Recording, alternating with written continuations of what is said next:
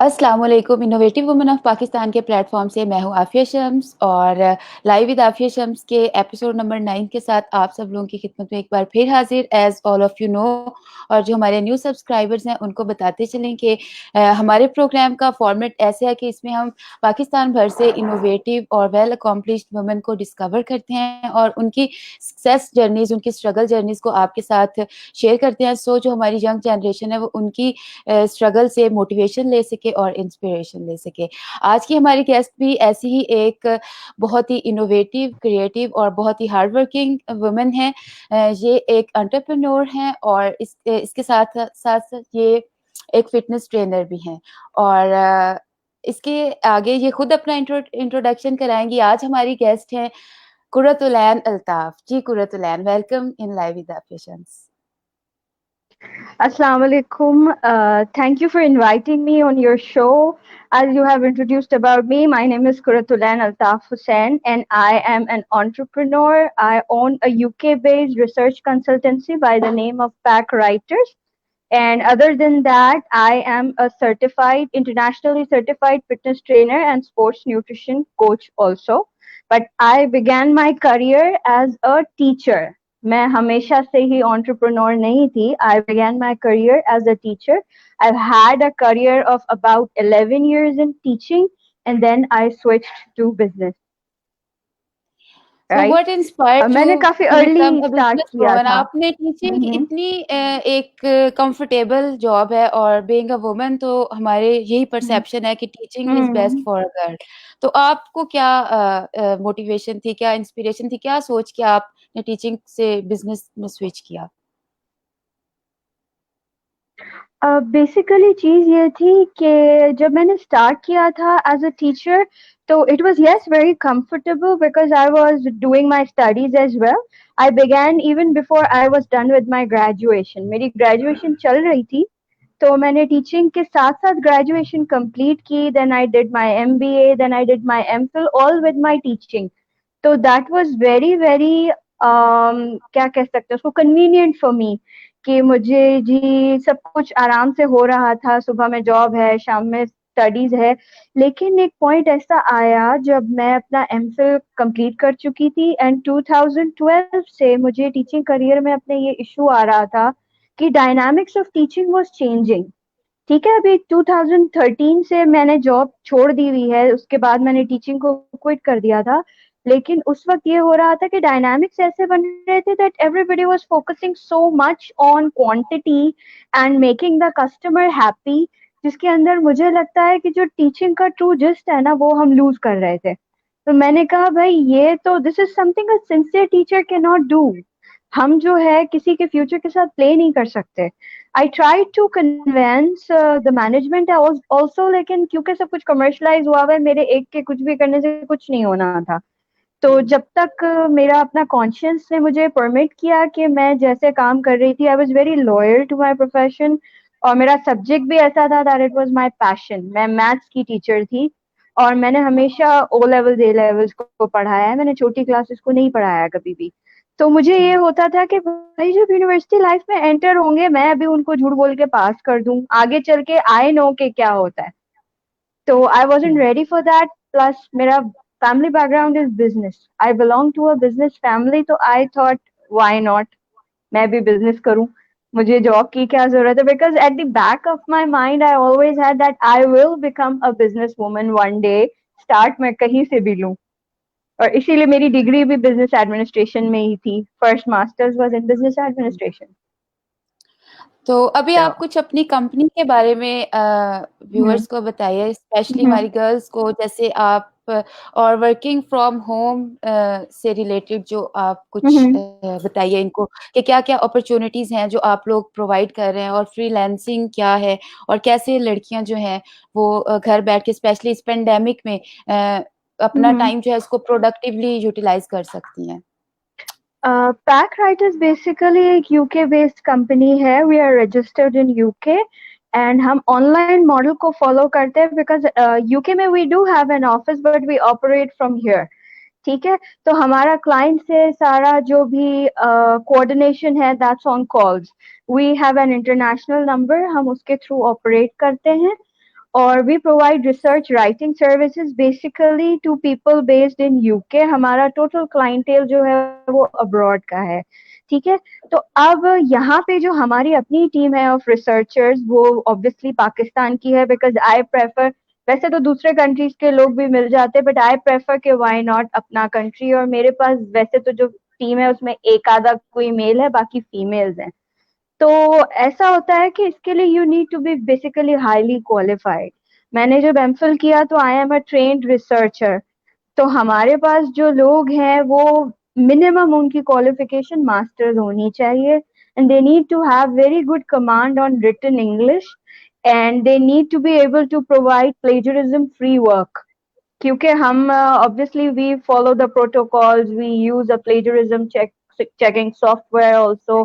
Plus UK के जो laws हैं regarding the work submission in universities and जहाँ पे भी रिसर्च सबमिट होती हैं, they are very very strict. तो we have to follow all of them.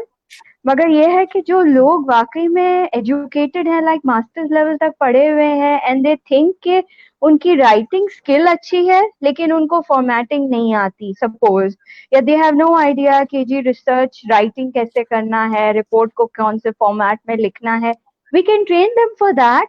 But ये कंडीशन है कि you need to be very dedicated. Like अभी recently I have face this issue कि मैंने फ्रीलांसर्स को हायर करने की कोशिश की, and you know none of them was serious. मतलब I am running a company, मैं किसी नॉन सीरियस बंदे को कैसे हायर कर लूं? प्लस हमारा टेस्ट होता है, प्रॉपर प्रोटोकॉल्स है हमारे हायरिंग के भी। आई ट्राई कि मैं अपॉर्चुनिटी दूं, एक दो दफा मैंने एम्पैथी में आके अपॉर्चुनिटी दी है फीमेल्स को, and I was taken aback by the response कि मैंने उनको टेस्ट दिया है, वो टेस्ट वापस कभी आया ही नहीं। मैं आपको किस बेसिस पे हायर करूं?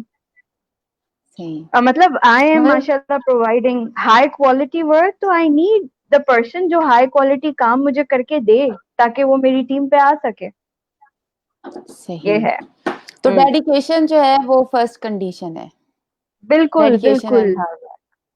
यस अब यस। आप कुछ बताइएगा फ्रीलांसिंग के बारे में, क्योंकि आजकल काफी ट्रेंड है फ्रीलांसिंग का और इसमें अपॉर्चुनिटीज भी ज्यादा हैं और पेंडेमिक में तो स्पेशली। तो कुछ इसका एक बेसिक जो नॉलेज है वो बताइएगा, क्योंकि काफी बच्चियां हैं जो इसमें जिनमें ये टैलेंट है कि वो अच्छी इंग्लिश लिख सकती हैं, लेकिन उन्हें पता नहीं है कि ये फ्रीलांसिंग के थ्रू वो किस तरह से कुछ अर्न कर सकती हैं और कुछ प्रोडक्टिवली अपना कर सकती हैं। तो फ्रीलांसिंग ओके। के बारे में थोड़ा-सा बताइएगा। फ्रीलांसिंग बेसिकली जॉब और फ्रीलांसिंग में एक बेसिक फर्क ये है कि फ्रीलांसिंग आप कभी भी कहीं से भी कर सकते हो, आप बाउंड नहीं हो। हम आपको बाउंड नहीं कर सकते, ठीक है। आपको हम काम देते हैं, आप वो काम करके हमें डेडलाइन के अंदर अंदर दे दो, और प्रोजेक्ट वाइज पेमेंट होती है। वो ये नहीं है कि हम आपको पूरे महीने की पेमेंट देंगे, आप जो जो प्रोजेक्ट्स करोगे वो पेमेंट्स मिलेंगी। अब नाउ आपको अप्रोच कैसे करना है, वो ये है कि हम वैकेंसीज डालते हैं, और freelancers, a lot of freelancers वो अपनी वैकेंसीज डालते हैं। पाकिस्तान फ्रीलांसर्स एक फेसबुक ग्रुप है, वहां पे आती हैं वैकेंसीज। इनिशियली हमने रोजी डॉट पीके पे भी डाली थी, जो कि अब एज सच यूज नहीं होती है। बट मेरा मशवरा ये है बच्चियों को या न्यू कमर्स को, anybody who wants to come in freelancing, के वो पाकिस्तानी कंपनी के साथ अगर काम कर रहे हैं, I am not a Pakistani company, ठीक है। तो मैं आपको बेसिक डिफरेंस बता देती हूँ कि मैं क्यों कह रही हूँ कि पाकिस्तानी कंपनी को कम ही प्रेफर करें। रीजन ये है कि जो पाकिस्तानी कंपनीज हैं, जो लोग अपनी टीम्स बना के फ्रीलांसर्स हायर कर रहे हैं, दे पे वेरी लेस, नंबर वन, ठीक है। बहुत ही कम पे है उनकी, बिल्कुल बिल्कुल समझ लें आप, मार्केट का उन्होंने कचरा किया हुआ है। 1 रुपी सही। पर वर्ड पे करते हैं, which is I mean talent की तो बेइज्जती है ये, ठीक है। सही। और इससे होता ये है कि आप एक तो टैलेंट को एक्सप्लॉइट कर रहे हो, प्लस जिसका करियर जिसने बनाना है या जिसको जरूरत है वो डिस्करेज होगा। और थर्ड ये है कि जो पुअर क्वालिटी काम देने वाले लोग हैं उनकी ईद है। वो कहते हैं हाँ भाई हम बेकार काम दे देंगे, पैसे तो मिल रहे हैं ना, 2,000 रुपए ही अगर मिल रहे हैं तो बेकार काम भी दे दो तो क्या फर्क पड़ता है। तो ये है। अब यहाँ पे जितने फ्रीलांसर्स हैं ना, उन्होंने अपने रेट्स इतने ज्यादा लो रखे हुए हैं, तो वो जितना लो रेट है, being in the business I know that if your rates are low then your quality is also low, right? तो हम जो है, इंटरनेशनल कंपनीज जो हैं वो ये करती हैं कि वो अपने राइटर्स को बहुत अच्छा पे करती हैं, like the kind of payment I am offering my writers, वो पाकिस्तान में कोई नहीं कर रहा। I am in touch with a lot of people, my एक आधा मेरा दोस्त है, उसने अभी स्टार्ट किया, ही टोल्ड मी तुम्हारा दिमाग खराब है, इतने पैसे देते हैं राइटर्स को। मैंने कहा I have quality people who don't run away from me, क्योंकि हम उनके पे स्केल को कॉर्पोरेट की तरह रिवाइज करते हैं, ठीक है ना? तो एक डेडिकेशन आएगी बंदे में, अच्छा मुझे पैसे अच्छे मिल रहे हैं, I can stick to them and I need to learn from them to improve so that they don't fire me. तो मेरा कहना सबके लिए ये है, मेरी एडवाइस ये है कि आप अप्रोच करो, अगर तो आप इंटरनेशनल कंपनीज को करो। गूगल पे रोजी डॉट पीके पे आती हैं इंटरनेशनल वैकेंसीज, फ्रीलांसर्स पाकिस्तान पे आई डोंट थिंक इंटरनेशनल आती हैं, बट रोजी डॉट पीके पे होती हैं। तो वहां से आप सर्च करें and start working with an international company. Initially वो आपको छोटा प्रोजेक्ट देंगे, but if they are please with your work they will train you and then they will try to make you permanent with them, which in the long run is very beneficial कि आप bound नहीं हो ना, आप कोई और job भी कर सकते हो, आप उसके साथ फ्रीलांसिंग भी कर सकते हो, तो you have an additional stream of income, ये है। सही। और हम्म। अभी एक हमें व्यूअर्स का क्वेश्चन आया कि is it possible for underprivileged women to start a business from home? It is definitely possible, लेकिन उसकी कुछ कंडीशंस हैं, ठीक है? बिजनेस के लिए necessarily it depends on the kind of business that you want to do, कि आपको कैसा कैपिटल चाहिए होगा, ठीक है? दूसरी चीज ये है कि अगर आप अंडर प्रिविलेज हो तो you definitely have a disadvantage of knowledge, you will definitely have a disadvantage of that kind of communication which I consider persuasive, ठीक है? तो under guideline with somebody they can definitely start a business, but then उनका अपना जो एक unique selling proposition होना चाहिए, ठीक है? अगर सही। वो चीज होगी तो इट डजेंट रियली मैटर कि आप अंडर प्रिविलेज हो, वेयर यू लैक, तो वो थोड़ा सा साइड लाइन हो जाएगा और एक एडवांटेज आपको मिल जाएगा if you have a USP. और अंडर चले। प्रिविलेज लोगों को गाइडलाइन की जरूरत होगी, तो ये हम लोगों की जिम्मेदारी बनती है जो एंटरप्रेन्योर्स हैं या फिर जिनको बिजनेस स्टार्ट करने का एक्सपीरियंस है, टू गाइड देम कि how to go hmm. About it. चलें, अब आते हैं हम आपके आपकी पर्सनैलिटी की एक अदर डायमेंशन की जानिब, जो कि एज ए फिटनेस ट्रेनर है। तो हम्म। इतना कुछ करने के बाद फिर आप फिटनेस ट्रेनर में किस तरह से आई, फिटनेस ट्रेनिंग में, और क्या चीज़ ने आपको मोटिवेट किया? और इस पे ज़रा बताइएगा, इस पे कुछ इलैबोरेट करेंगे? बेसिकली ये है कि I have been a fitness enthusiast since I was 18 years old। बड़ा मुझे शौक होता था ना कि स्पोर्टी एंड एवरीथिंग, बिकॉज मुझे स्कूल के टाइम्स पे कभी एज सच चांस नहीं मिला, बिकॉज मेरी स्कूलिंग जिस तरीके की थी उसमें I don't know what was the issue with teachers, वो अपनी मर्जी के बच्चे को आगे करते थे, तो मुझे वहां पे चांस नहीं मिला। But I grew up with passion for sports and being fit, and I had obesity in my jeans.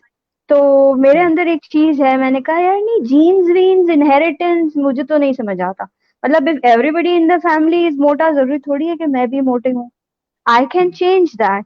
So I tried doing that, लेकिन मेरा अपना वेट इतना तेजी से बढ़ता था कि मैं कहती थी यार ये क्या हो रहा है।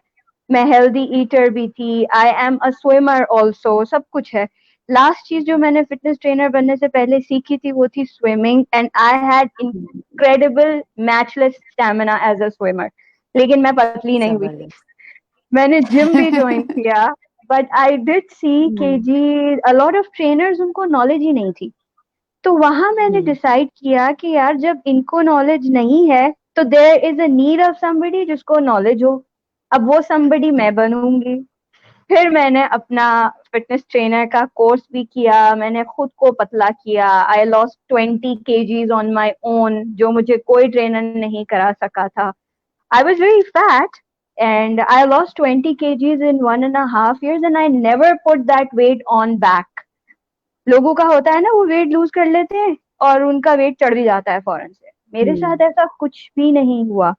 और एक और मोटिवेशन ये थी कि आई वाज फेसिंग पीसीओज, हुँ, जो कि मतलब स्टैटिस्टिक्स सजेस्ट कि 90%, 85 टू 90% औरतें जो हैं they suffer from PCOS at some point in their life. अब आपको हुँ, हर कोई ये कहेगा lose weight lose weight. End में जब मेरी बस हो गई थी तो मैंने डॉक्टर के ऊपर चिल्ला दिया, मैंने कहा मुझे पता है that I need to lose weight, you tell me how. मैं स्विमर हूँ फॉर गॉड सेक, एंड अब मेरा वेट नहीं लूज हो रहा, तो you need to tell me how. What तो मुझे पता है, हाउ बताना आपका काम है, और हाउ किसी को पता ही नहीं है ऑनेस्टली स्पीकिंग। somebody says कि पीसीओज की वजह से वेट गेन है, some people say weight gain की वजह से पीसीओज है, तो सब everybody is confused. So I learned on my journey कि नहीं, PCOS is curable. This is a myth कि अगर आपको PCOS है तो आपका वेट नहीं लूज होगा और वो वापस भी आएगा एंड ब्ला ब्ला ब्ला, ऐसा कुछ भी नहीं है।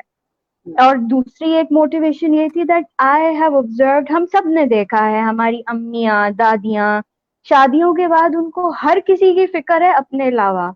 उनको अपनी सेहत का ख्याल नहीं है, अपने खाने पीने का ख्याल नहीं।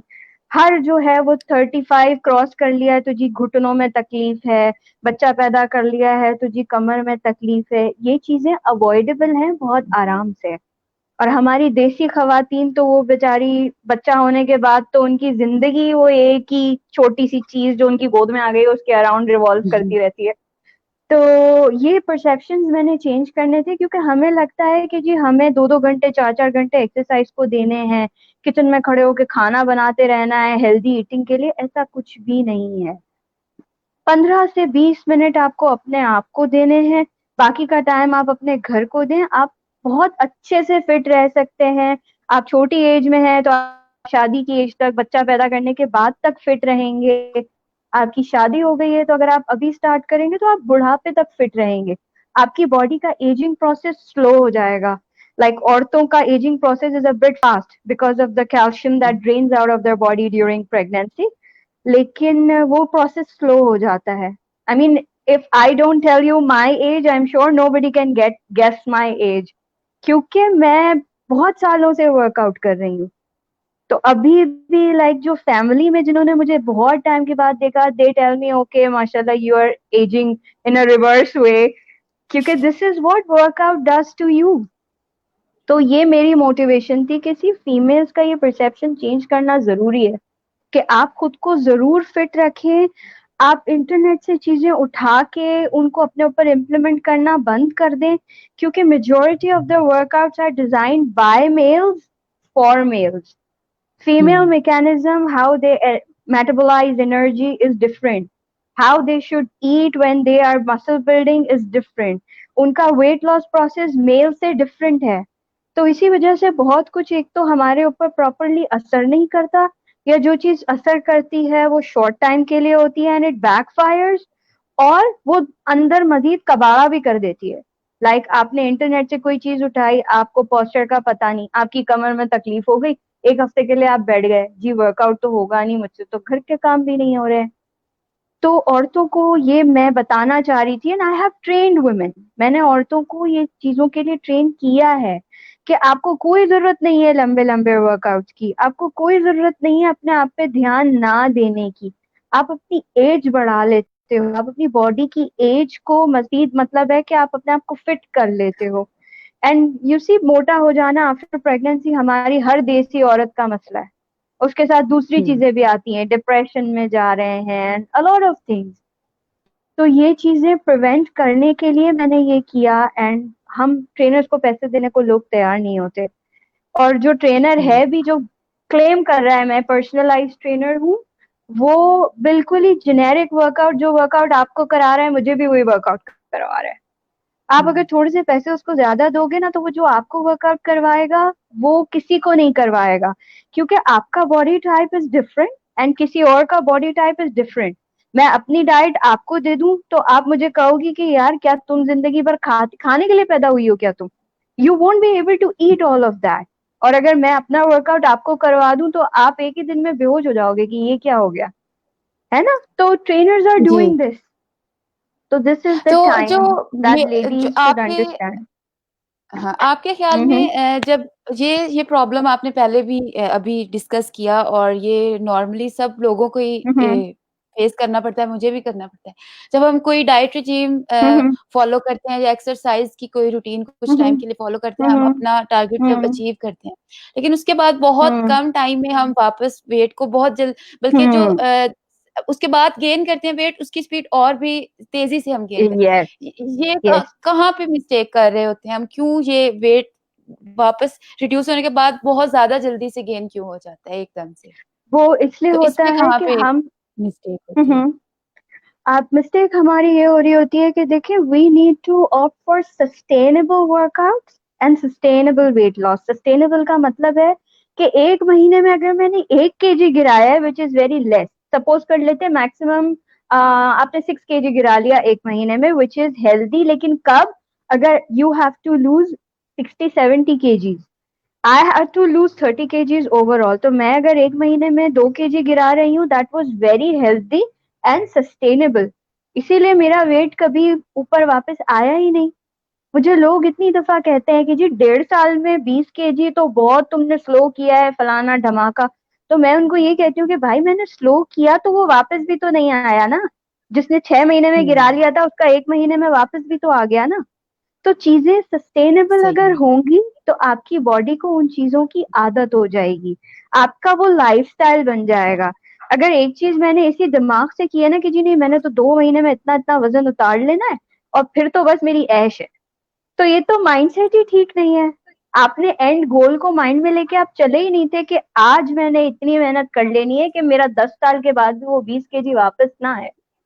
तो हम जो है ये चैलेंजेस को देख के और एक एक दो दो महीने वाले 6 वीक्स वाले वेट लॉस प्रोग्राम्स देख के उनको ऑप्ट कर लेते, और फिर इफ यू नोटिस वही लोग साल के 5-5 6-6 चैलेंजेस जो है वो ज्वाइन कर रहे होते हैं।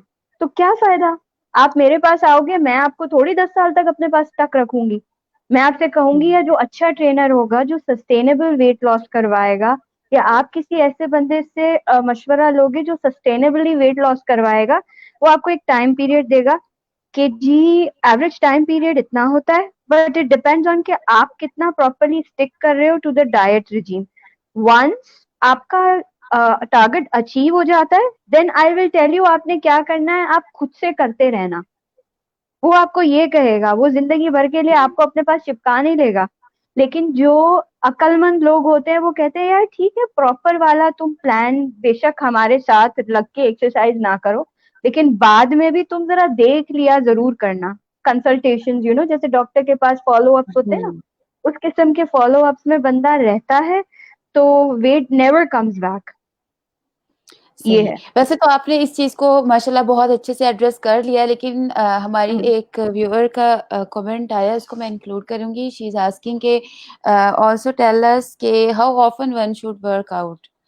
तो डिपेंड करता है, लेकिन प्रिस्क्राइब्ड ये है कि अगर आप मॉडरेट एक्टिविटी कर रहे हो and you are new to workout, तो according to American standards of workout and exercises जो हैं वो ये कहते हैं कि आप हफ्ते में 4 से 5 दफा 30 to 45 minutes of moderate activity करें, तो that is very healthy for you. ये सही। जी, थैंक यू।